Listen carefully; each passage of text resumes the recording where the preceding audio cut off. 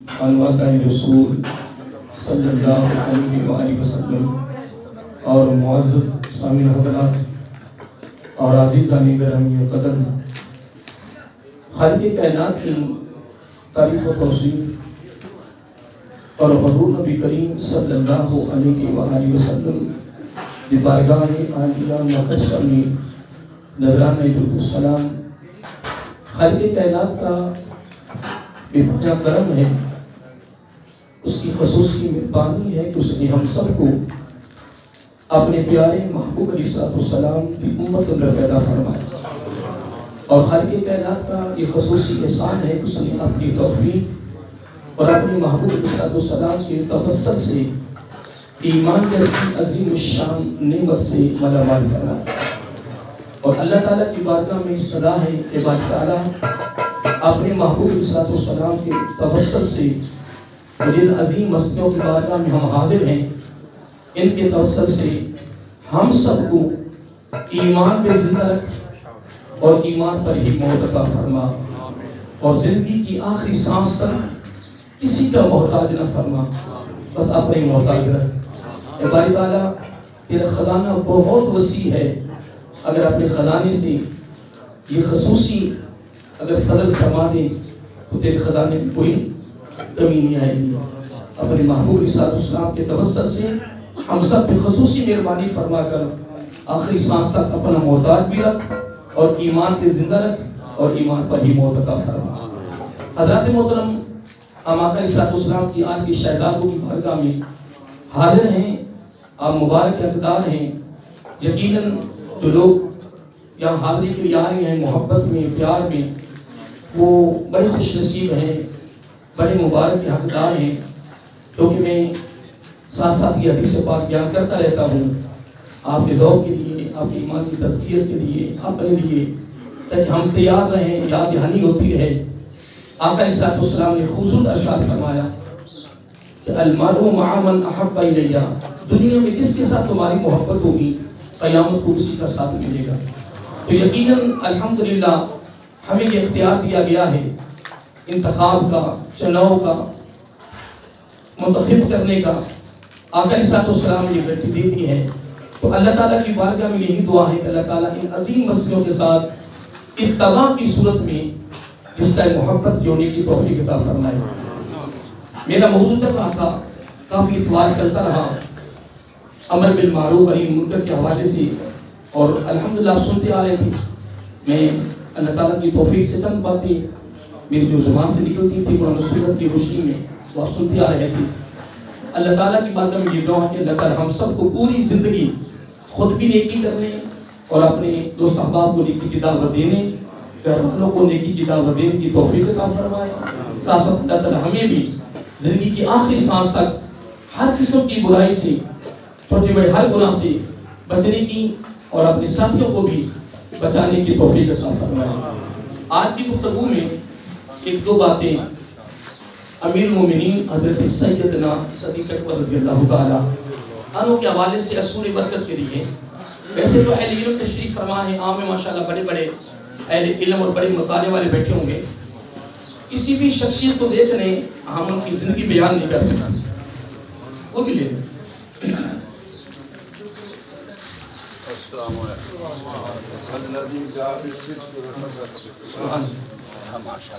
میں عرض کیا کر رہا تھا، کسی بھی شخصیت کو لے لیں جو اعلیٰ ہیں، جو عظیم ہیں، ان کی زندگی کے بے شمار پہلو ہیں، ان کی زندگی کے بے شمار جہتیں ہیں، ان کی زندگی کے بے شمار جز ہیں، بے شمار رخ ہیں۔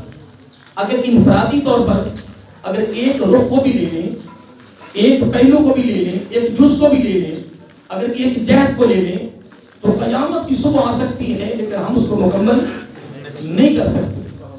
اگر امیر المومنین رضی اللہ تعالیٰ عنہ کے بارے میں پر ایک خاص جملہ ہے اور مختصر ہے، مجھے یا آپ کو اگر ہمیں زیادہ تعریف کرنے کا ہمارے پاس علم نہیں ہے، دلائل نہیں ہے، باتیں نہیں ہے، گفتگو نہیں ہے، تو ان کی محبت میں، ان کے پیار میں، ان کی عظمت میں، ان کی رفت میں ایک جملہ ہی کافی ہے۔ ایک جملہ جب بھی کوئی پوچھے کہ امیر المومنین حضرت سیدنا صدیق اکبر رضی اللہ تعالیٰ انہوں کے فضائل بیان کریں تو کوئی لمبی چوڑی بات نہ کریں، بس ایک ہی جملہ کہہ دیں، اس سے بڑی فضیلت کیا ہے کہ میرے آقا کے صحابی ہیں۔ اور پھر الحمدللہ اہل علم تشریف فرما ہے، الحم سے لے کر والناس تک، کیا الحم سے لے کر والناس تک پورے کلام الہیہ میں، پورے قرآن مجید میں، آپ سارے قرآن میں اللہ تعالیٰ کے کلام میں نظر دوڑا کے دیکھیں، ایک دن بیٹھ کے سارا مطالعہ کریں، اگر خدا کی عزت کی قسم قرآن مجید سے اگر کسی کی صحابیت ثابت ہے تو وہ حضرت ابوبکر صدیق ہے رضی اللہ تعالیٰ عنہ۔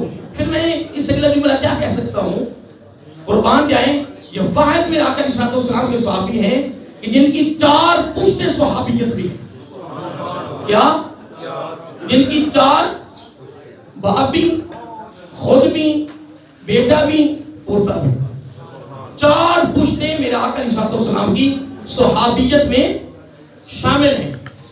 اب ایک جملہ کہہ کر پھر آگے چلتا ہوں، میں یہ انفرادی طور پر گفتگو نہیں کر رہا کہ میں ان کے تمام پہلوں پر بات اجمالی طور پر بس ایک 2 باتیں ہیں۔ اللہ تعالیٰ کی بارگاہ میں یہ دعا ہے کہ اللہ تعالیٰ نے عظیم ہستیوں کا ذکر کرنے اور اتباع کی صورت میں ان کے ساتھ محبت کا رشتہ جوڑنے کی توفیق عطا فرمائے، کیونکہ جب تک ہم اتباع نہیں کریں گے اس وقت تک کام نہیں بنے گا۔ یہ وہ عظیم ہستیاں ہیں، میں حقیقت جب پڑھتا ہوں میں کہتا ہوں قربان جائے جن کو زبان نبوت فرمائے تو جنتی ہے، تو وہ جنتی نہیں؟ ہاں بولیے نا، جن کو میرے آقا علیہ السلام اپنی زبان نبوت سے فرما دی کہ تم جنتی ہیں، وہ جنتی نہیں ہے۔ الحمدللہ ہمارا عقیدہ ہے کہ وہ مومن بھی ہیں، وہ صحابی بھی ہیں، وہ جنتی بھی ہیں، اس میں کوئی شک نہیں ہے۔ میرے آقا علیہ السلام کی ایک ایک ادا کو اپنی ادا کیا، اور یہ واحد وہ ہستی ہیں کہ جنہوں نے آقا علیہ السلام کی ظاہری زندگی میں بھی اور آقا علیہ السلام کی ظاہری زندگی پردہ پانے کے بعد، وصال شریف کے بعد جتنی دیر آپ نے خلافت کی ہے، دور صدیقی چلتا رہا، ایک کام بھی آپ نے مرضی سے نہیں کیا ہے۔ اگر مجلس شورا بیٹھی ہے، اگر کابینہ بیٹھی ہے کہ یہ فلاں کام جو ہے اس طرح کر لیا جائے تو امیر المومنین رضی اللہ تعالیٰ عنہ بس ایک ہی جملہ فرماتے، ایک ہی جواب دیتے، ایک ہی موقع فیل کرتے، کہتے نہیں مجھ سے امید نہیں رکھنی، میں نے تو وہی کرنا ہے جو میرے آقا نے کیا، جو میرے آقا علیہ السلام نے کیا، مجھ سے کوئی امید نہیں رکھنی ہے۔ قربان جاؤں حضرت ابوبکر صدیق رضی اللہ تعالیٰ کی اس عظمت پر۔ اب اگلا جملہ بڑا توجہ طلب ہے، امیر المومنین حضرت ابوبکر صدیق رضی اللہ تعالیٰ عنہ، اب ان کا اصل نام ہے عبداللہ رضی اللہ تعالیٰ عنہ، اور ان کی قولیت کیا ہے؟ ابو بکر رضی اللہ تعالیٰ عنہ، اور ان کی دو لقب بڑے مشہور ہیں، دو عتیق اور صدیق، یہ دونوں لقب اللہ تعالیٰ کی طرف سے عطا ہوئے، یہ دونوں تحفے، یہ دونوں ڈگریاں خالق کائنات نے عطا کی ہیں۔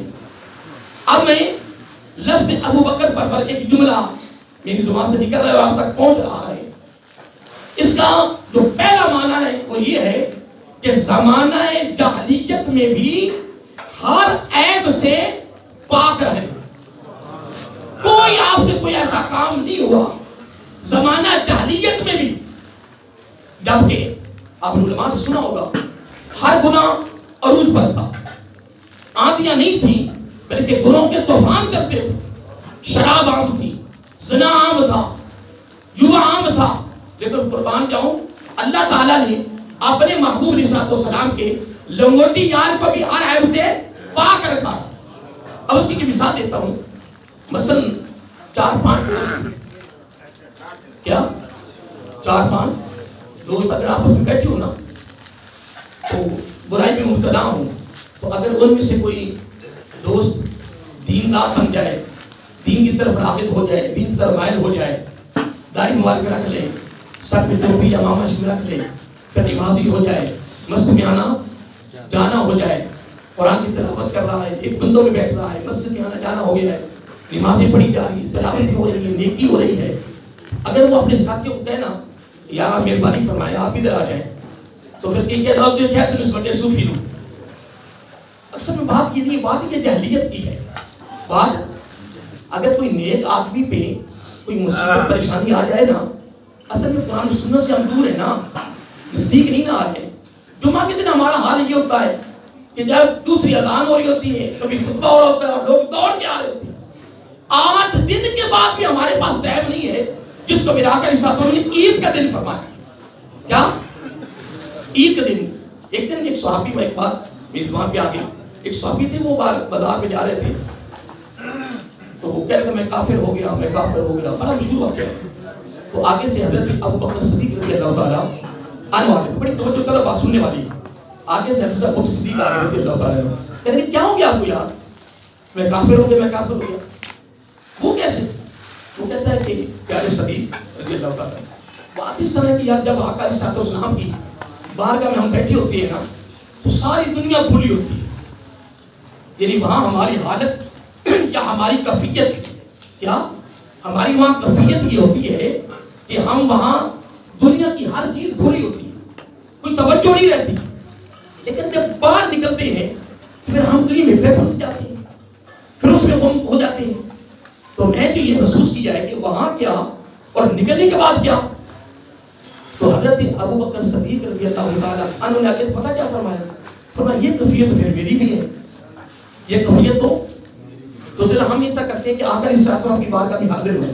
وہ میں یہ جملہ اس لیے یا میں بیان کر رہا ہوں کہ میری زبان پہ لفظ آیا تھا کہ جمعہ المبارک کو آقا علیہ السلام نے کون کا دن قرار دیا؟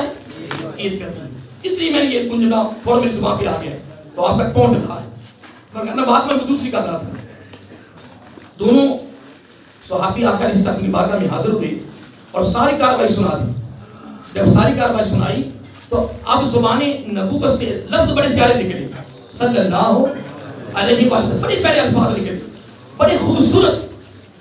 میرا آقا علیہ السلام نے فرمایا ہاں جو کیفیت تمہاری میری بارگاہ میں ہوتی ہے، جو کیفیت تمہاری میری بارگاہ میں ہوتی ہے، میری صحبت میں ہوتی ہے، میرے ہاں جو تمہاری کیفیت ہوتی ہے، اگر یہ کیفیت تمہاری بار بھی رہے تو ظاہری طور پر بازاروں کے اندر فرشتے تمہارے ساتھ مصافحہ کریں. ظاہری طور پر اگر یہ تمہاری کیفیت ادھر والی ادھر بھی رہے. اندازہ لگائیں کہ آقا علیہ السلام نے کتنا خوبصورت ہیرا اپنی امت کو عطا فرما دیا.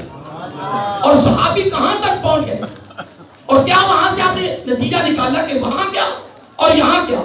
اور جملہ کیوں کہا کہ میں کافر ہو گیا؟ یہ فکر تھا. یہ کیا تھا؟ جب بندے میں فکر پیدا ہوتا ہے نا تو یاد رکھنا فکر انسان کو غفلت سے بیدار کرتا ہے، فکر بندے کو ہوشیار کرتا ہے. جو فکر بندے میں پیدا ہوتا ہے نا، فکر کہ میں رب کے دربار میں جانا ہے، میں نے موت کا دروازہ گزرنا ہے، قبر کے حساب و کتاب ہونا ہے، قیامت کو میں نے رب کے دربار میں پیش ہونا ہے، پوری زندگی کا سوال ہونا ہے، پرسرات ہے. جب فکر پیدا ہوتا ہے تو پھر فکر اس کو غفلت کی نیند سے بیدار کرتا ہے. تو جب وہ غفلت کی نیند سے بیدار ہوتا ہے تو خدا کی عزت کی قسم پھر الحمدللہ وہ آقا علیہ السلام کی اداؤں کے مطابق پھر وہ زندگی بسر کرنے کی شروع کر دیتا ہے. اب میں ایک بات کر رہا تھا کہ جب وہ ساتھی اب ہم بیٹھتے ہیں تو ایک صوفی سبا بن جائے، نیک بن جائے، برگزیدہ بن جائے تو وہ دعوت دیتے، وہ کہتے ہیں یار دیکھا ہے آپ کو بڑے صوفی صاحب کل ہمارے ساتھ بیٹھ کے یہ کام کرتے تھے، آج تو صوفی بن گیا ہے تو تو جناب کہتا ہے میں بہت بہت بن. قربان جائیں اس مثال کو ذہن میں رکھیں. اللہ تعالیٰ نے اپنے محبوب علیہ السلام کو وہ عظمت، وہ رفت، وہ شان و شوکت، وہ مقام و مرتبہ دیا ہے کسی کی جرأت نہیں ہے کہ وہ آقا علیہ السلام کی ذات مقدسہ پر انگلی اٹھا. نمبر 1. نمبر 2، اللہ تعالیٰ نے اپنے محبوب علیہ السلام کو جو دوست دیا، جو رفیق دیا، جو لنگوٹی یار دیا، خدا کی عظمت کی قسم ان کو بھی زمانے جہلیت میں ہر عیب سے پاک رکھا تاکہ کل کوئی میرے محبوب علیہ السلام کے دوست پر بھی انگلی نہ اٹھائے. میرے آقا بھی آلہ اور میرے آقا کے لنگوٹی یار بھی آلہ. تو اگلی بات بھی سن لینا جو میں شروع میں کہہ دیتا ہوں کہ آقا علیہ السلام نے کیا فرمایا کہ قیامت کے دن کس کے ساتھ ہوں گے.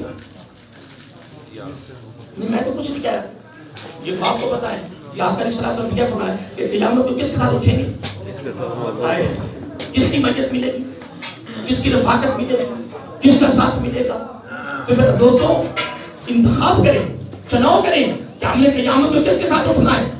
جملہ سن لیں، ہم نے ان کے ساتھ نہیں اٹھنا، نہ ہم نے ان کے ساتھ محبت کرنی ہے جو قیامت کو الٹے لٹکائے جائیں، جو حساب و کتاب میں پھنس جائیں، جو عذاب میں مبتلا ہو جائیں۔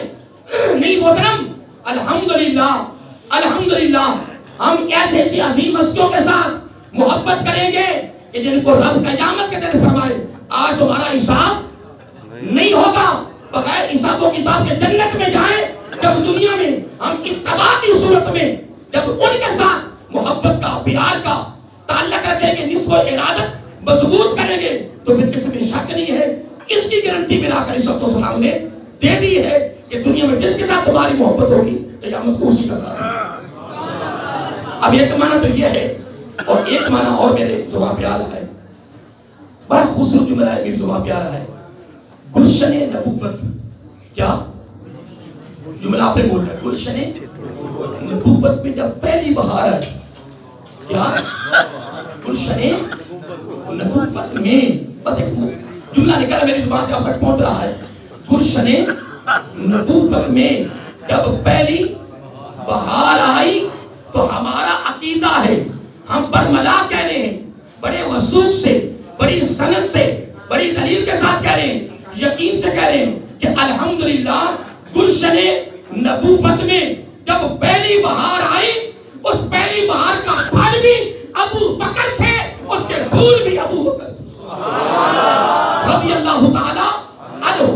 اگر کوئی پوچھ سکتا ہے کہ اس کا کیا مطلب ہے کہ پہلی بہار کے پھل بھی آپ ہیں، پھول بھی آپ ہیں، تو کیا مطلب؟ آپ بڑے آسان انداز میں، بڑے پیار میں، بڑے خوبصورت انداز میں یہ جملہ بتا سکتے ہیں۔ وہ جملہ یہ ہے کہ آپ کہہ سکتے ہیں کہ آپ علماء سے نہیں سنا، یہ سب کا عقیدہ ہے کہ آقا علیہ السلام کی دعوت پر سب سے پہلے ایمان لانے والے تیرے اور میرے ابو بکر ہیں رضی اللہ عنہ۔ یہ گلشن نبوت میں پہلی بہار اسلام کی دعوت، اسلام کا پیغام جب میرے آقا علیہ السلام نے دیا، پھر بڑی بات ہے، توجہ طلب بات ہے۔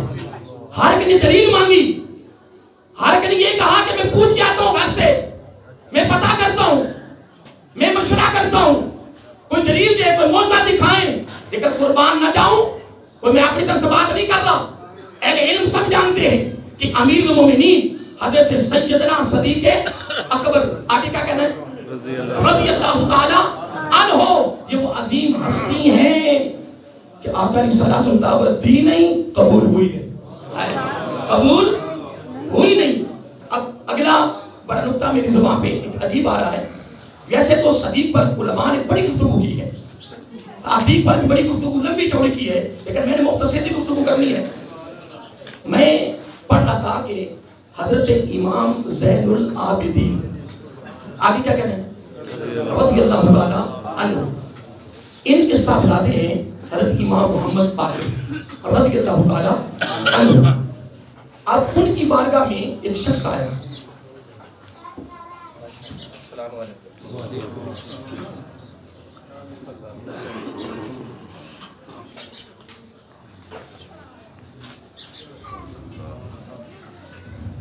بیٹا آپ ادھر آ جاؤ پیچھے۔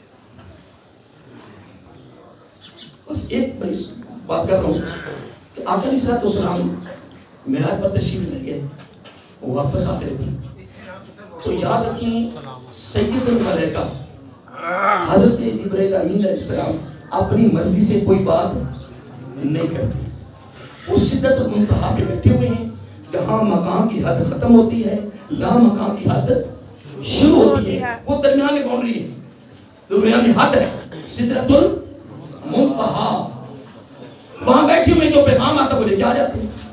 لیکن جب معراج میں میرے آقا علیہ السلام تشریف لے گئے تو واپس آ رہے تھے تو آقا علیہ السلام سے جملہ فرمایا، کیا ایک جملہ فرمایا، سوالیہ فرمایا، سیدنا ملائکہ جبرائیل ایک میری بات سنی، عرض کی یا رسول اللہ صلی اللہ علیہ وسلم ہوگا، فرمایا میری قوم تو پہلے نہیں مانتی، میری قوم تو پہلے نہیں مانتی، تو اتنا بڑا کمال واقعہ وہ کیسے مان جائے؟ کیسے تصدیق کرے گی؟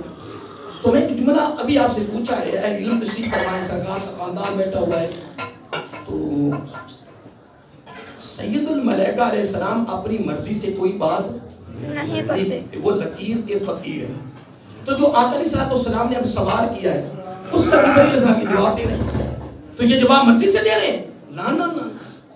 جب آپ نے سوال کیا کہ میری قوم تو پہلے نہیں مانتی، تو اتنا خوبصورت واقعہ جو حتیم کعبہ سے بیت المقدس سدرۃ المنتہا اور سدرۃ المنتہا سے او ادنا کی آغوش تک، یہ ایک طویل خوبصورت واقعہ، خوبصورت معجزہ، اس کی قوم کیسے تصدیق کرے گی؟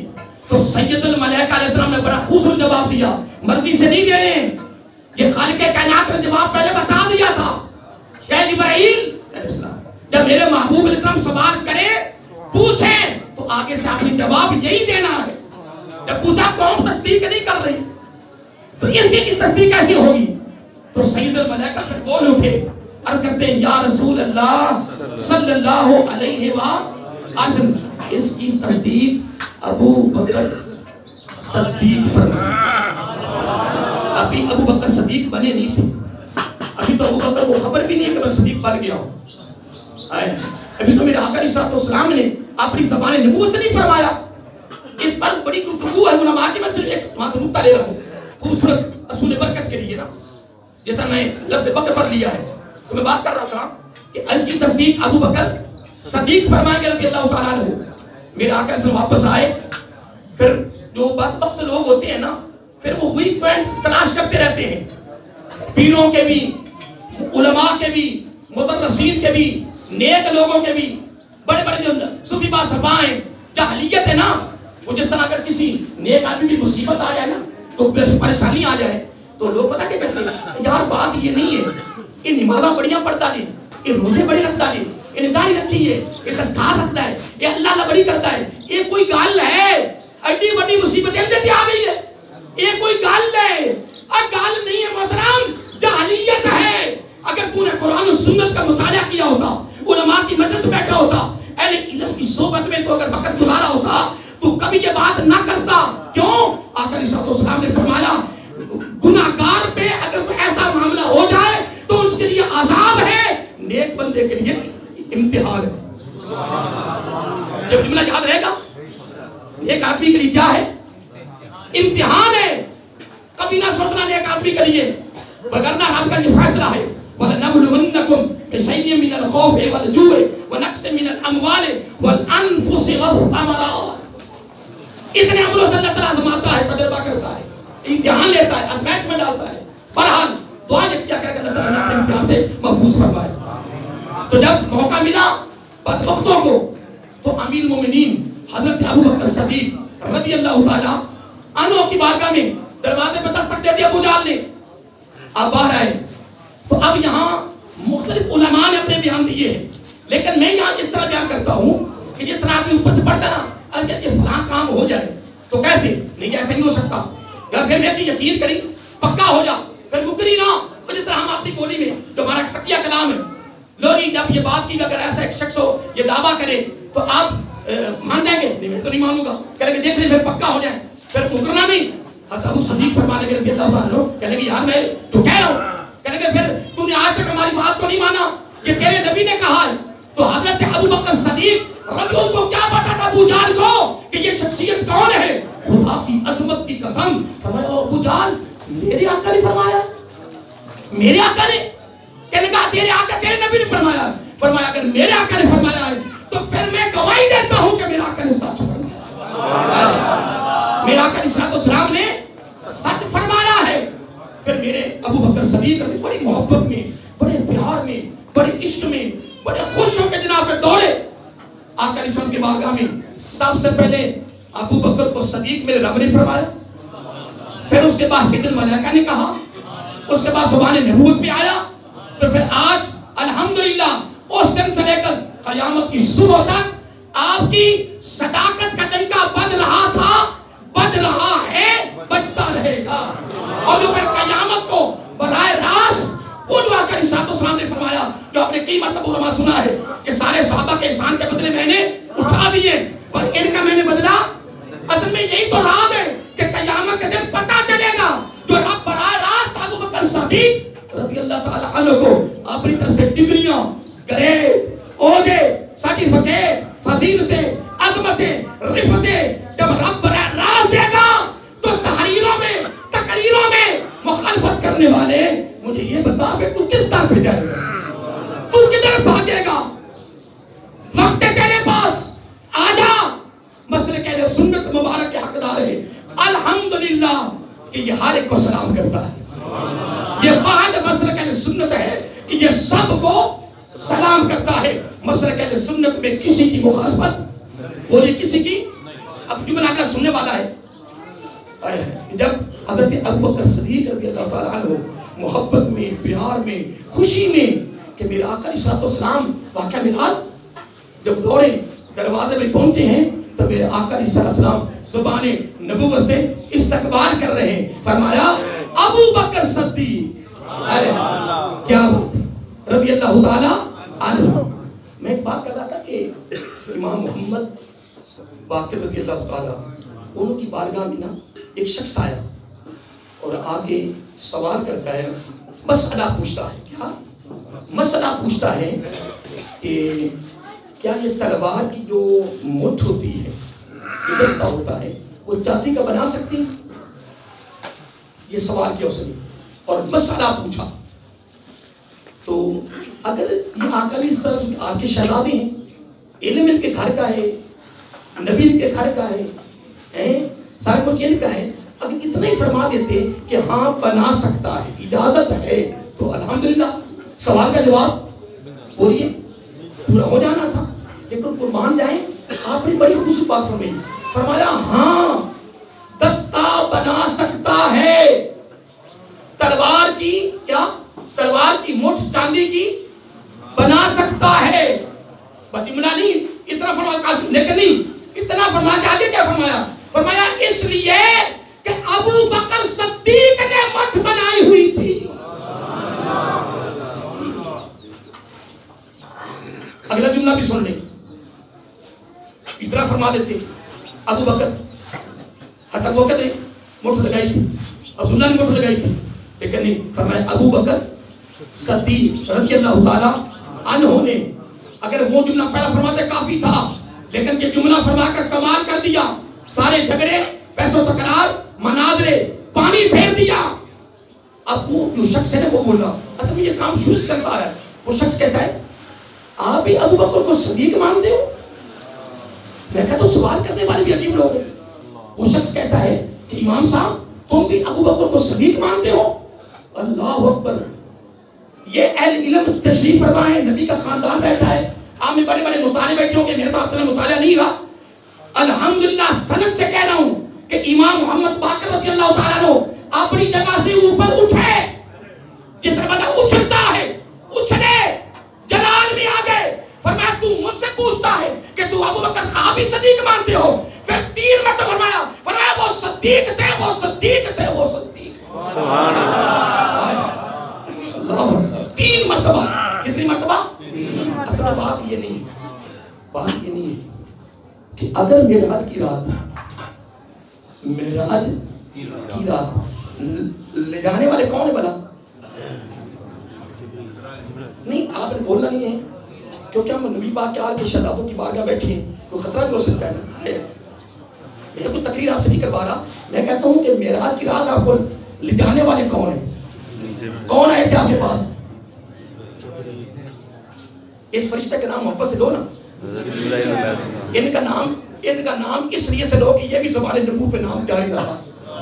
اگر ادھر سے لیں گے تو 100 شہیدوں کا ثواب مل جائے گا، سنت ادا ہو جائے گی۔ لے جانے والے کون تھے؟ سید الملائکہ۔ تو کیا او ادنا تک پہنچے؟ بولیے، ارے ادنا تک نہیں پہنچے محترم، سدرۃ المنتہا پہ جواب دے گئے۔ میرے پاس علم نہیں ہے، جملے نہیں ہے کہ میں جملے کتنے کھول دوں۔